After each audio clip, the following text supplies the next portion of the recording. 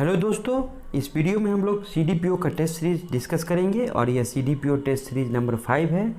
4 test डाल दिया जा चुका है और ये 5वां टेस्ट है। इसका पार्ट 1 पहला है क्योंकि वीडियो लंबा हो जा रहा था, और अब नेक्स्ट वीडियो में पार्ट 2 किया जाएगा। इसमें 75 क्वेश्चन किए जाएंगे पार्ट 1 में, और पार्ट 2 में भी 75 क्वेश्चन किए जाएंगे। तो आइए क्वेश्चन को देखते हैं। पहला क्वेश्चन है, निम्नलिखित में से कौन सही सुमेलित है? तो सही सुमेलित पूछ रहा है, इसमें आंसर ऑप्शन ई हो जाएगा। ऑप्शन सी और ऑप्शन डी को देखेंगे, ये दोनों सही है। लाला लाजपत राय के द्वारा अनहैप्पी इंडिया लिखा गया था और रफ़ीक जकारिया के द्वारा the man who divided India लिखा गया था, और वहीं ये दोनों गलत है। लाला लाजपत राय के द्वारा poverty and un British rule in India, ये दादा भाई नेहरू जी के द्वारा लिखा गया था। नेक्स्ट है, अभिनव भारत से कौन संबंधित है? तो ये BD सावरकर अभिनव भारत से संबंधित है, और इन्होंने अभिनव भारत की स्थापना 1904 ईस्वी में महाराष्ट्र में किया था। नेक्स्ट है, बेरोजगार के सहायतार्थ दिल्ली के निम्नलिखित सुल्तानों में से किसने रोजगार कार्यालय की स्थापना की थी? तो इसका आंसर हो जाएगा फिरोज शाह तुगलक, ऑप्शन सी, इन्होंने रोजगार कार्यालय की स्थापना की थी। नेक्स्ट है, 1665 ईस्वी में शिवाजी ने किस मुगल सेनानायक के साथ प्रसिद्ध पुरंदर की संधि पर हस्ताक्षर किया था? तो यह मुगल सेनानायक थे, वह जय सिंह थे, यह ध्यान रखने वाली बात है। नेक्स्ट है, ऑल इंडिया मुस्लिम लीग की स्थापना की थी? तो आगा खां के द्वारा मुस्लिम लीग की स्थापना की गई थी। नेक्स्ट है, गांधी जी किसके अनुरोध पर चंपारण आकर 3 कठिया पद्धति को समाप्त किया था? आप लोग 3 कठिया पद्धति समझते हैं, 3 कट्ठे 20 कट्ठे पे 3 कट्ठे नील की खेती अनिवार्य थी, उसी को 3 कठिया प्रथा कहा जाता है। तो ऑप्शन है जयप्रकाश नायर, राजेंद्र प्रसाद, अनुग्रह नारायण सिन्हा और JB कृपलानी। इसमें इसका आंसर हो जाएगा ऑप्शन ही, क्योंकि राजकुमार शुक्ल के अनुरोध पर गांधी जी चंपारण आकर 3 कठिया पद्धति को समाप्त किया था। तो राजकुमार शुक्ल इसका आंसर हो जाएगा। मोस्ट इंपोर्टेंट क्वेश्चन है। अब देखते हैं, भारतीय राष्ट्रीय कांग्रेस ने असहयोग आंदोलन किस वर्ष में शुरू किया? तो 1920 ईस्वी में असहयोग आंदोलन शुरू किया। नेक्स्ट है, हड़प्पा सभ्यता के पतन के संबंध में प्रचलित तथा मान्य मत है? तो इसका आंसर हो जाएगा ऑप्शन डी, प्रचलित तथा मान्य मत है, उसमें बाढ़ भी है, जलवायु परिवर्तन है और व्यापार का पतन भी है। B, C और D इसका आंसर हो जाएगा, इसलिए ऑप्शन ई इसका आंसर हो जाएगा। नेक्स्ट है, किस स्थल को मेसोपोटामिया के लेखों में मगान कहा गया है? तो यह ओमान को मेसोपोटामिया के लेखों में मगान कहा गया है। नेक्स्ट है, गणेश्वर जोधपुरा संस्कृति किस हड़प्पाई स्थल की सूचक है? तो यह खेतरी की सूचक है, ऑप्शन डी इसका आंसर हो जाएगा। नेक्स्ट है, क्वेश्चन नंबर 11 है, किस आंदोलन के दौरान गांधी जी ने कहा था कि हम या तो भारत को स्वतंत्र कराएंगे या इस प्रयास में जान दे देंगे, लेकिन हम अपनी पराधीनता को जारी रखने के लिए जीवित नहीं रहेंगे? तो यह भारत छोड़ो आंदोलन के दौरान महात्मा गांधी ने कहा था। नेक्स्ट है, निम्नलिखित कथनों पर विचार कीजिए। पहला कथन है, प्रतिहार शिक्षा तथा साहित्य के संरक्षक थे। स्टेटमेंट सेकेंड है, प्रतिहार सिंध के अरब शासकों के प्रति अपनी शत्रुता के लिए प्रसिद्ध थे, और गुर्जर प्रतिहार वंश के संस्थापक हरिश्चंद्र थे। तो इसका आंसर हो जाएगा option E. Statement number first, second, third तीनों सही है, इसीलिए इसका आंसर हो जाएगा ऑप्शन ई। इसमें से ऑप्शन कोई भी नहीं है। नेक्स्ट है, अलाउद्दीन खिलजी के बारे में निम्नलिखित कथनों पर विचार कीजिए। इसका भी आंसर ई हो जाएगा। स्टेटमेंट 1, 2, 3 इसमें भी सही होगा और ऑप्शन में नहीं है। इसका PDF टेलीग्राम चैनल पर चला जाएगा और आप लोग वहां से चेक कर सकते हैं। नेक्स्ट है, कांग्रेस की प्रार्थना और याचिका की नीति अंतोगत्वा समाप्त हो गई? तो यह बाल गंगाधर तिलक के नेतृत्व में समाप्त हो गई थी, यह प्रार्थना और याचिका की नीति। नेक्स्ट है, शिवाजी की राजस्व व्यवस्था के संबंध में निम्नलिखित में से कौन सा सही नहीं है? मॉक टेस्ट के अनुसार इसका आंसर ई है। वैसे आप लोग PDF इसका टेलीग्राम पे चला जाएगा, उससे एक बार क्रॉस चेक कर लीजिएगा आप लोग। नेक्स्ट है, हंटर आयोग की नियुक्ति की गई थी? तो यह जलियांवाला बाग हत्याकांड के बाद हंटर आयोग की नियुक्ति की गई थी। नेक्स्ट है, अशोक ने अपने सभी अभिलेखों में एक रूपता से किस प्राकृत का प्रयोग किया है? तो यह अर्धमगधी का प्रयोग किया है। भारत संघ के संस्थापक कौन थे? ऑप्शन है ए ओम सुरेंद्र नाथ बनर्जी, दादा भाई नौरोजी, बाल गंगाधर तिलक। तो इसका आंसर हो जाएगा ऑप्शन बी, सुरेंद्र नाथ बनर्जी भारत संघ के संस्थापक थे। नेक्स्ट है, मुंडाओं ने विद्रोह खड़ा किया। तो 1894 में मुंडाओं ने विद्रोह खड़ा किया। नेक्स्ट है, निम्नलिखित में से किसको मलाया, सुमात्रा तथा जावा के विजय का श्रेय मिल जाता है? तो ऑप्शन है हर्षवर्धन, राजेंद्र चोल प्रथम, ए एवं बी दोनों, अशोक। इसका आंसर हो जाएगा बी, राजेंद्र चोल प्रथम। इसका आंसर हो जाएगा।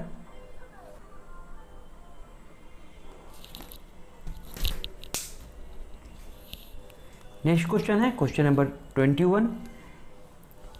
निम्नलिखित गुप्त शासकों में से किसने विक्रमादित्य की उपाधि धारण की? ऑप्शन है समुद्रगुप्त, रामगुप्त, चंद्रगुप्त द्वितीय और चंद्रगुप्त प्रथम।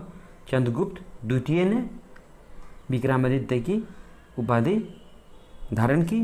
सल्तनत काल में दीवान अमीर कोही विभाग निम्नलिखित में से किससे संबंधित था? तो यह कृषि से था। दीवान ए अमीर कोही कृषि से था। यह बराबर पूछा जाता है बीपीएससी एग्जाम और बिहार के अन्य एग्जामों में, तो ध्यान रखिएगा। नेक्स्ट क्वेश्चन है, 1858 में भारतीय राष्ट्रीय कांग्रेस की स्थापना के समय वायसराय कौन था? तो पूछ रहा 1885 के भारतीय राष्ट्रीय कांग्रेस की स्थापना के समय, तो ये लॉर्ड डफरिन था। यह भी मोस्ट इंपोर्टेंट क्वेश्चन है। नेक्स्ट है, निम्नलिखित घटनाक्रमों पर विचार कीजिए और इन घटनाओं को सही कालक्रम अनुसार सजाइए। तो सबसे पहले नेहरू रिपोर्ट 1928 ईस्वी में आया था। उसके बाद देखेंगे तो अगस्त प्रस्ताव 1940 में, और क्रिप्स मिशन 1942 में, और बेवेल योजना 1945 में। इस प्रकार का आंसर हो जाएगा 3214 बी इसका आंसर हो जाएगा। नेक्स्ट है क्वेश्चन नंबर 25। निम्नलिखित में से किसने अखिल भारतीय हरिजन सेवक संघ हरिजन सेवक संघ की 1932 में स्थापना की? तो यह महात्मा गांधी इसका आंसर हो जाएगा। क्वेश्चन नंबर 26 है, 1923 से लेकर 33 के काल में भारतीय राजनीति में क्रांतिकारी गतिविधियों की पुनरावृत्ति का कारण था? तो यह गांधी जी द्वारा असहयोग आंदोलन का स्थगन। ऑप्शन ए इसका आंसर है। अब है 19वीं शताब्दी के उत्तरार्ध में नव हिंदूवाद के सर्वश्रेष्ठ प्रतिनिधि थे? तो यह स्वामी विवेकानंद थे 19वीं सदी में। नेक्स्ट है, करो या मरो का नारा किससे संबंधित है? ऑप्शन है महात्मा गांधी, लाल लाजपत राय, सुभाष चंद्र बोस और बाल गंगाधर तिलक। यह महात्मा गांधी से संबंधित है। करो या मरो का नारा गांधी जी ने ही दिया था। नेक्स्ट है, ऋग्वेद में जघन्या का प्रयोग किस लिए हुआ है? तो यह गाय के लिए हुआ है जघन्या का प्रयोग। बरदौली सत्याग्रह का नेतृत्व किया था? तो यह सरदार वल्लभ भाई पटेल ने बरदौली सत्याग्रह का नेतृत्व किया था। नेक्स्ट है क्वेश्चन, द्वितीय गोलमेज सम्मेलन किस प्रश्न पर असफल रहा? असफल रहा पूछ रहा है। तो सांप्रदायिक प्रतिनिधित्व के कारण यह द्वितीय गोलमेज सम्मेलन है, सेकेंड राउंड टेबल कॉन्फ्रेंस, वो असफल रहा।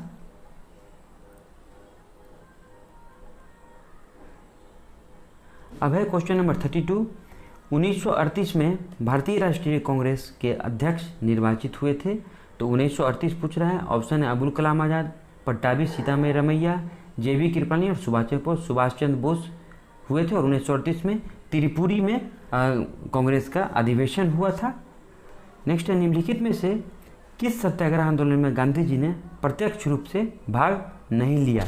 प्रत्यक्ष रूप से भाग नहीं लिया तो खेड़ा में लिया था, वाईकॉम में लिया था, असहयोग में लिया था। ये राजकोट सत्याग्रह में प्रत्यक्ष रूप से ये भाग नहीं लिए थे गांधी जी।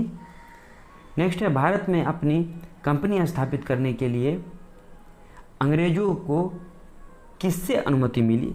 तो ऑप्शन है जहांगीर, अकबर, औरंगजेब, शाहजहां। तो इसका आंसर हो जाएगा ऑप्शन है जहांगीर से मिली थी अनुमति व्यापार करने के लिए। अब है क्वेश्चन नंबर 35। निम्नलिखित में से कौन से युद्ध में अवध के नवाब को ईस्ट इंडिया कंपनी पर आश्रित बना दिया? तो यह बक्सर का युद्ध। क्वेश्चन नंबर 36 है, भारत के संविधान का निम्नलिखित में से कौन सा अनुच्छेद प्रेस की स्वतंत्रता से संबंधित है? तो अनुच्छेद 19, 21, 20 और 22। तो अनुच्छेद 19 प्रेस की स्वतंत्रता से संबंधित है। नेक्स्ट है, एक विकास खंड पर पंचायत समिति होती है, एक प्रशासकीय अधिकरण होता है। ऑप्शन डी इसका आंसर हो जाएगा। नेक्स्ट है, किस कानून द्वारा अंग्रेज भारत में लोकतंत्र का बीजारोपण किया था?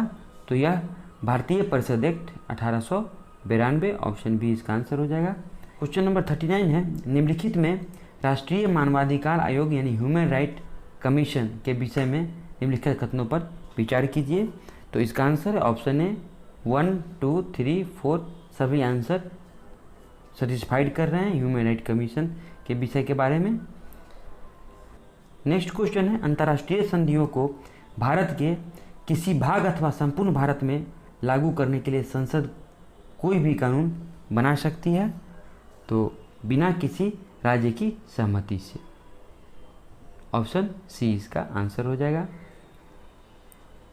नेक्स्ट क्वेश्चन नंबर 40, भारतीय संसद किस नीति से प्रशासन पर नियंत्रण करती है? तो यह इसका आंसर हो जाएगा ऑप्शन ई।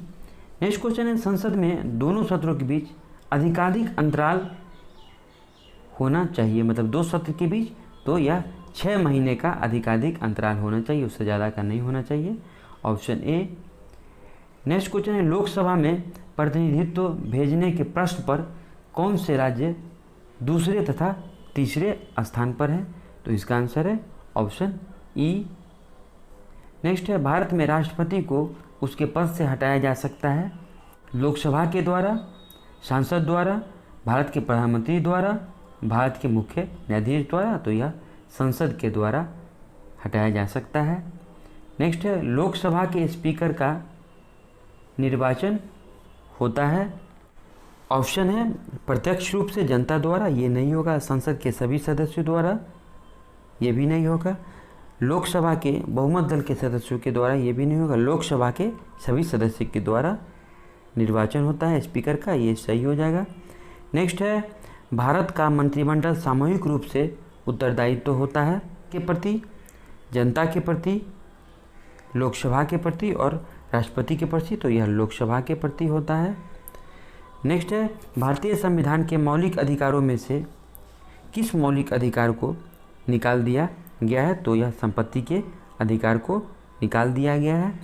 नेक्स्ट क्वेश्चन है, ब्रिटिश सरकार ने कंपनी के कार्यों में हस्तक्षेप किया और 1773 ईस्वी में एक अधिनियम पारित किया जिसका नाम है, तो ऑप्शन है पिप्स इंडिया एक्ट, संवैधानिक संशोधन अधिनियम, विनियमन अधिकरण और भारत सरकार अधिनियम। तो इसका आंसर हो जाएगा विनियमक अधिनियम।